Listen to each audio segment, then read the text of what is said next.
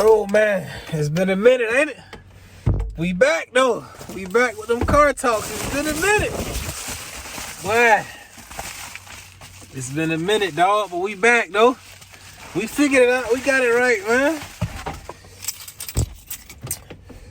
I got my background straight. Hold on, I have to wear that sun. That sun kind of shining in, but I guess that's what it's gonna be, man. What we represent, man? Big money bound. Say, let her know, man. Big money bound. So I came into work, man. I'm back on it. I'm back at the job I left when I was like, man, forget this job, but I'm back out here PRN. I came in, like my assignment today, it was a heavy workload. It was a heavy assignment. But like that's no surprise because like I knew what I was getting myself into like when I came back. And doing the interview, you feel me? We had somebody new that's there who interviewed me, who was trying to bring people on. It was like, yeah, you know, it's a sign-on bonus, and I'm like, all right, cool. I'm gonna come back for them. They're like, you don't want the sign-on bonus? To get that sign-on bonus, you gotta come back full time. I'm like, no, I'm gonna just come back for them. I'm gonna get my foot in there. I'm gonna just see what's going on. I'm gonna just do my 1, 2, 2 stuff. I'm gonna just see what it is, cause I know it can't be how they saying it. I worked here, so I won't be able. I don't know if I can do 3 days here. Like, now if I had to do it, like if it's what I gotta do. And I'm like, you know, for your people, I'm going to do what I got to do for my family. But it ain't something I have to do. So I just did my little PRN here and I'm full-time somewhere else, man. So heavy workload. So I'm trying to start my shift early. I'm trying to start my assignment early. Trying to get out there, get on the floors and get these treatments going. I'm trying to find an N95 mask. A small N95 mask. I'm a small N95 mask. That's my size. Small. But I can't find it nowhere in the department. Okay, I go to the unit. I see a nurse I know, like, hey man, what's happening, man? I need help finding an N95 mask. Can you help me? She like, yeah, I got you some over here. I'm like, I need small. That lady say, who told you was a small? I'm like, bro, I got my fit test done. Like, I'm a small, man. Can you help me? She's like, all right, follow me. So we walking.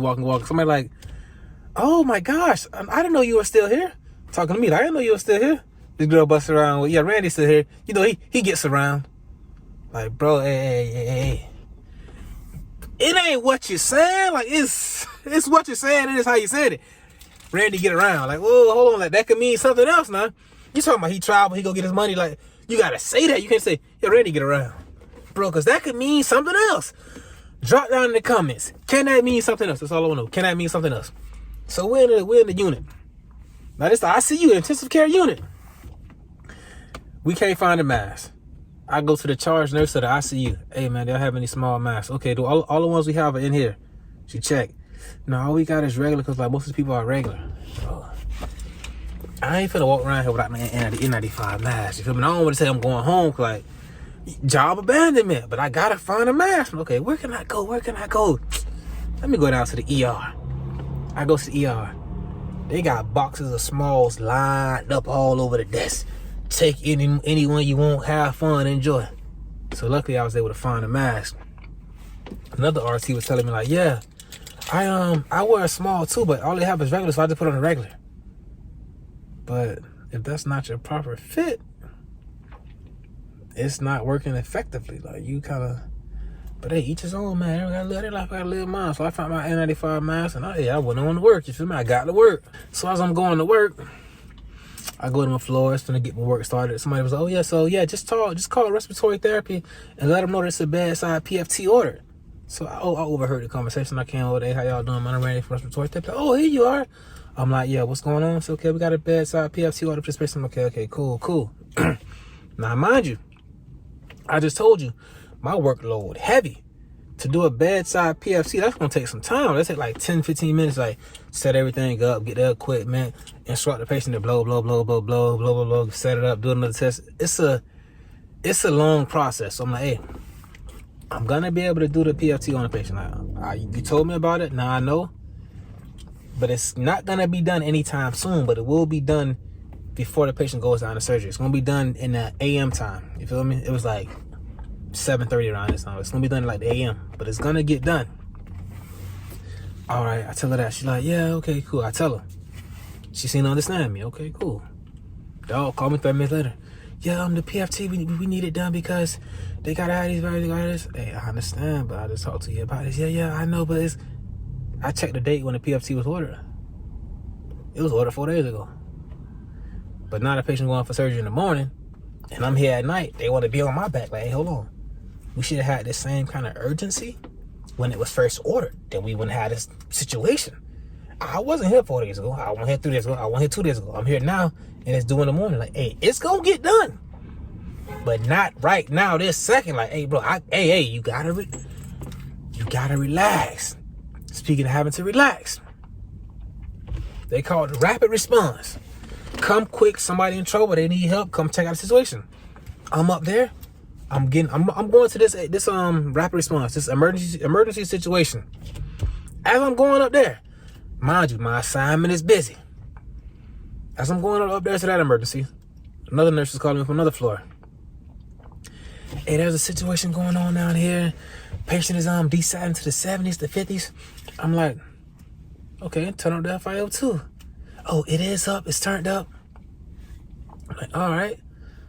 I can hear that it's like some kind of like bubble humidifier going on. So it's like a trach patient. I'm like, all right, get a patient some suction. She's like, oh, the suction's not in here. I'm like, hey man, you gotta go find your charge nurse, get somebody to help you, because like I'm in an emergency right now. But the patient stats are dropping. Hey, if you don't know what you're doing, I'm saying, bro, I'm in an emergency right now. Get somebody, go get 2 hairs of better on. Go find somebody else. Like, go get some help. Like, somebody gonna be able to figure out what's going on. She's like, okay, I'm just calling Code Blue. Hey, that's what gotta be done. You gotta do what you gotta do.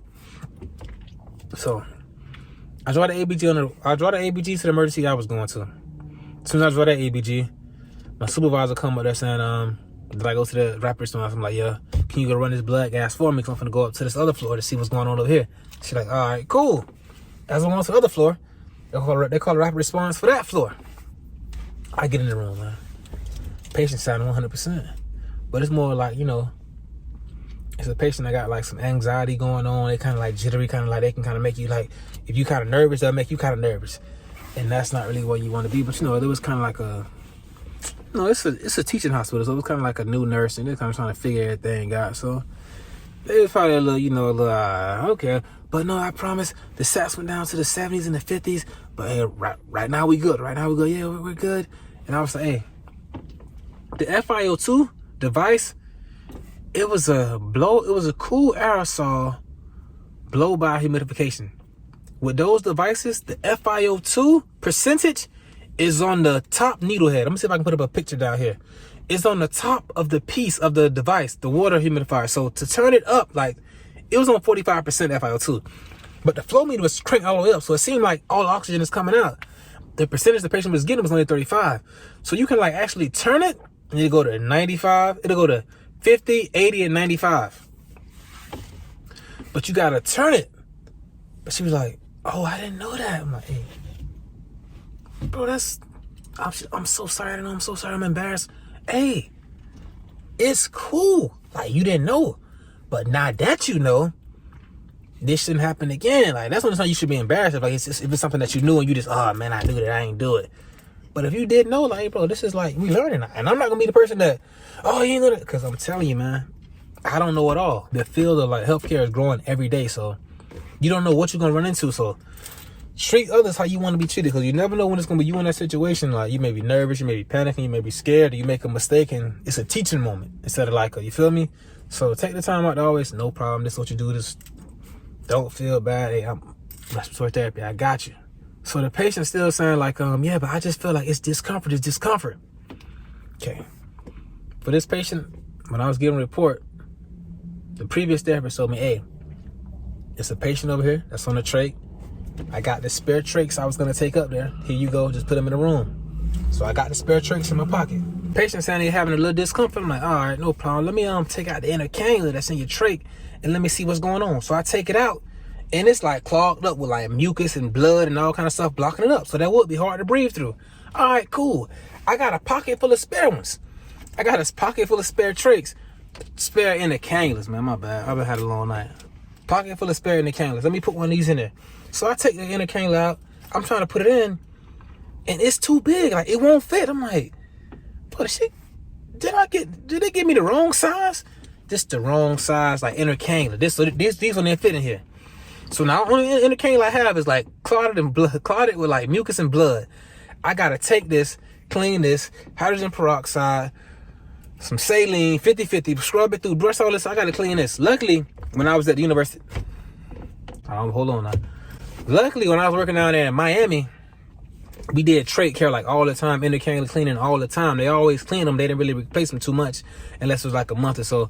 You always clean them. So I had no problem like cleaning this out, going to the faucet, like really getting it out there. It was disgusting because mucus, you trying to get mucus out of a tube, and you don't want to sling it because it may sling on you. But I had to clear that out. Show the patient, okay, this is nice and clean. Like I said, the patient kind of had a little anxiety. This is nice and clean. It'll help you breathe a lot better. I put that in there, bingo. Patient, okay, thank you, I feel much better. So I solved that problem because, you know, that's what you call your critical thinking skills. And that's really what all respiratory therapy is, man. It's really all about your critical thinking because, you know, a lot of times you be just doing treatments. You be just going with the motion. But when something pop off, like, you got to be able to think through that situation, man. And for the most part, after that happened, my night just really kind of like, it got steady. It just like slowed down. I had a lot of floor therapy. So I was just doing my floor therapy, man. Just doing my treatments. I had so many treatments to do. I don't really know how many I did, but I was in like the 50s. I did like 50 plus treatments. Well, it is what it is. And before I left to get in the car, I saw a lady who I knew from when I was a transporter. She's like, yeah, man, your brother told me that you had a family. Welcome back. Congratulations. I'm happy for you. I'm proud for you. Let me see the pictures. I'm showing the pictures. Okay, cool. Lady like, are you still with the mom? Yeah, I'm still with the mom, my little one. Are you married? I'm like, I'm finna be. Okay. That's good. I'm finna be married. Like, when it comes to like marriage, me and Jody could have been got married, bro. But man, Jody, you know, we so like big money bound and for real with it. I asked Jody, okay, babe, what you want, man? You want to get a ring and have a wedding, or you want to buy a house? So let's get us a house first. Good thing she said that, because now the market through the roof. Okay, cool. I can't buy a ring and a house and a wedding. I can't do that. I'm like, all right. Nah. You want to get this wedding ring and get married? Or you want to be in that big body Benz pulling up to your house? But dog, man, hey, she made a decision. You feel me? So yeah, man, that's my wife. That's my wife, man. I love Jody. Like, you feel me? We is married. We is. But I gotta go take my son to daycare. Y'all be easy, man. Anything is possible if you never give up. Big Money Bound TV. I'm back in the mix. You feel me? I'm back with the car, so I ain't did car talks in forever, dog. Man, I feel like a rookie with car talks, man. That used to be my staple. Dang, it's been a minute.